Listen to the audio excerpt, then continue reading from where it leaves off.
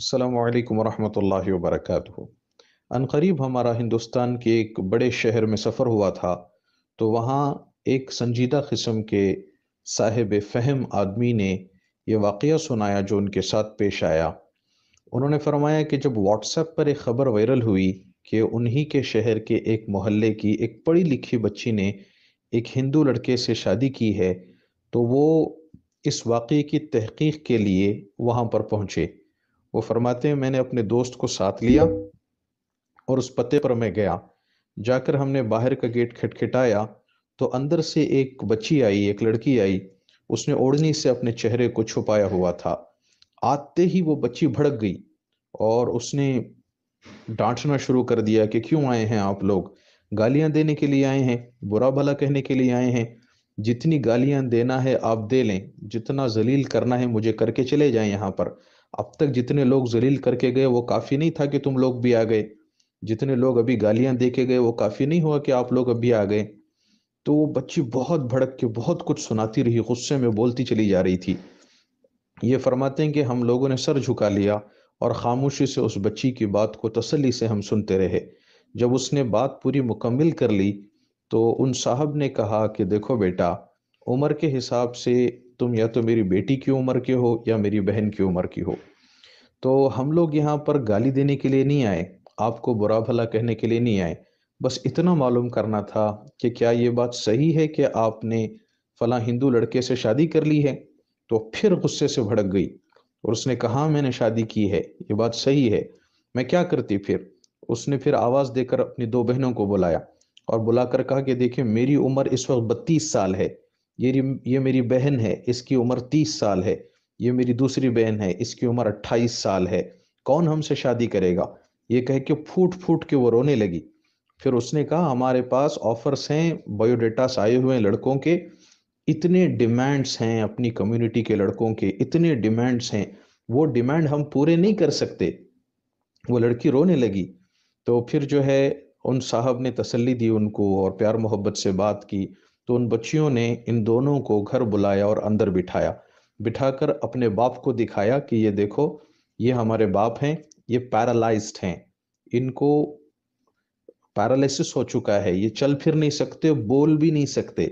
کہا ہم جب چھوٹی چھوٹی بچیاں تھیں اس وقت ہماری ماں کا انتقال ہو گیا تھا، ہمارے باپ نے ہماری پرورش کی خاطر دوسری شادی نہیں کی، انہوں نے جو کچھ کمایا تھا، جو بچایا تھا، اس کے میں خاص گھر انہوں نے بنایا تھا، وہ گھر بھی ہمارے باپ نے بیچ دیا تاکہ بچیوں کی پڑھائیاں مکمل ہو۔ گھر بیچ کر کے ہمارے باپ نے ہم تینوں کو ایجوکیٹڈ بنایا ہے۔ لیکن جتنے لوگ شادی کے لیے آتے ہیں، کوئی کہتا ہے ہمیں 4 AC چاہیے، کسی کو کار چاہیے، کسی کو پیسہ چاہیے۔ پھر اس بچی نے اپنے چہرے سے کپڑا ہٹا دیا اور کہا دیکھو، دیکھ کے بتاؤ، کیا میں بدصورت ہوں؟ کیا میں بری ہوں؟ کیا میں کالی کلوٹی ہوں؟ ہم مجھ سے خاتون کہتی ہے کہ ہم جہیز میں تھوڑا کمپرومائز کر سکتے تھے لیکن تمہارا رنگ کم ہے اس لیے ہم زیادہ مانگ رہے ہیں۔ تو بچی بولتی ہے چاچا آپ بتاؤ، کیا میں کالی ہوں؟ کیا میرا رنگ کم ہے؟ کیوں اس طرح کے کھیل کھیلے جاتے ہیں؟ کیوں اس طرح کی باتیں کی جاتی ہیں؟ یہ کہہ کے وہ تینوں بچیاں رونے لگیں۔ پھر اس بچی نے بتایا کہ ایک خاتون آئی تھی رشتہ دیکھنے کے لیے، وہ پورے گھر والے آئے ہوئے تھے، انہوں نے مجھ سے پانی لانے کے لیے کہا، جب میں پانی لے کے چل کے آئی تو وہ خاتون مجھے دیکھ کے کہتی ہے کہ تمہیں دیکھ کے لگتا ہے کہ تمہاری چلن سے معلوم ہوتا ہے کہ تم کنواری نہیں ہو۔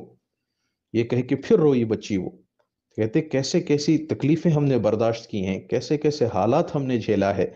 پھر اس نے کہا، پھر انہوں نے ان کو تسلی دی اور یہ پوچھا کہ بیٹا یہ تو بتاؤ کیا تمہارا اللہ پر ایمان ہے؟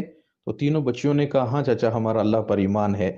پھر انہوں نے کہا کہ تم اللہ کے نبی صلی اللہ علیہ وسلم پر ایمان رکھتی ہو کہ آپ آخری نبی ہیں؟ انہوں نے کہا ہمارا اس پر بھی ایمان ہے۔ کہ موت کے بعد زندگی ہے، اس پر تمہارا ایمان ہے؟ انہوں نے کہا ہاں چاچا ہمارا اس پر بھی ایمان ہے، ابھی بھی ہم ایمان پر قائم ہیں۔ تو انہوں نے کہا بیٹا تم کو تو اللہ تعالیٰ نے جنت کی شہزادیاں بنا کر پیدا کیا ہے، اللہ نے تو تمہیں جنت کے لیے پیدا کیا ہے، دنیا کے حالات تو یہ آگے پیچھے ہوتے رہتے ہیں، آتے رہتے ہیں، اس پریشانی کی کوئی بات نہیں ہے۔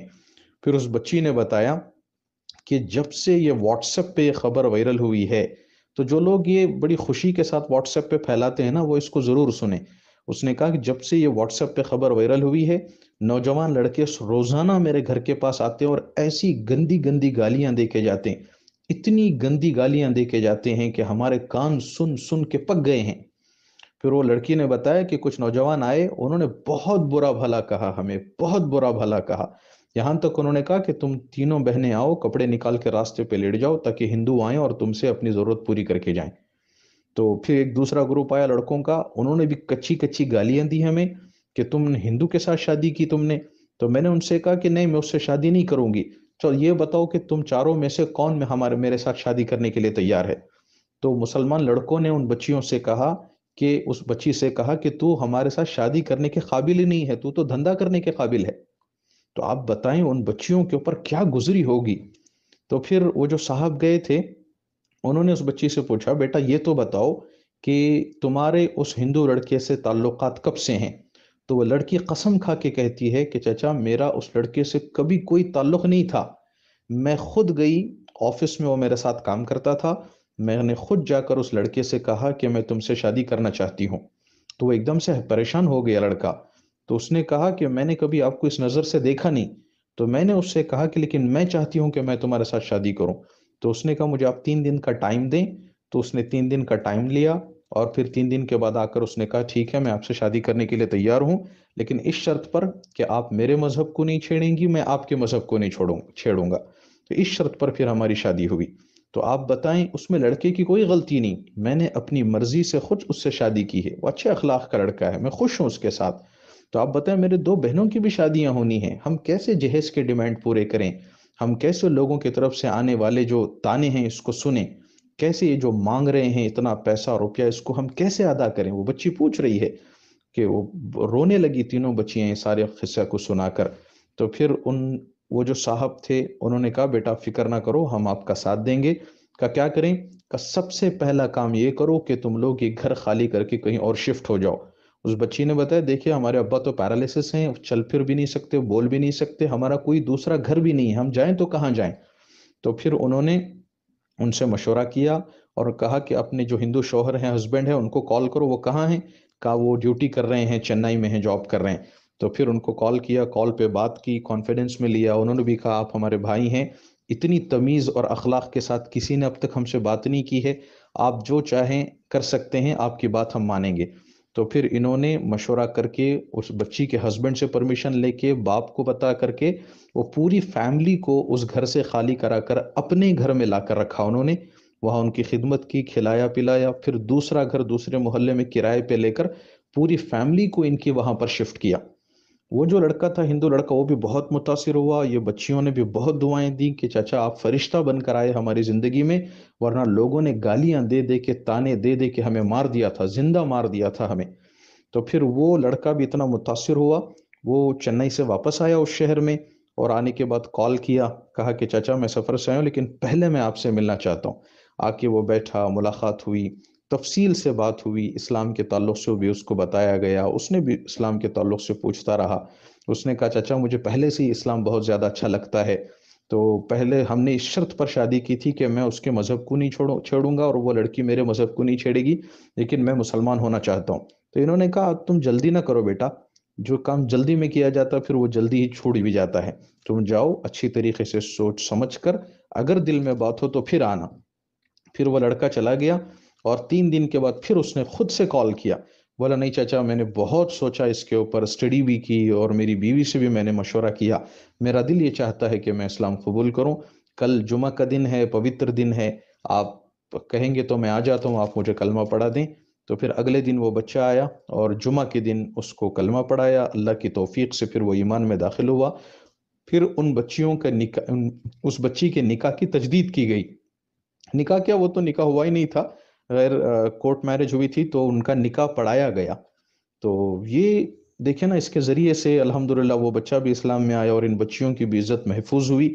تو کرنے کا کام یہ ہوتا ہے، سنجیدہ لوگ شہر کے جب اس طرح کی خبر پہنچیں تو جائیں، عزت سے بات کریں، پیار محبت سے بات کریں، ان کی پریشانیوں کو سنیں، اور مسجد کے کمیٹی کے لوگ، محلے کے جو ذمہ دار لوگ ہیں، وہ یہ فکر کریں کہ ان کی اس پرابلم کو کیسے سالو کیا جائے۔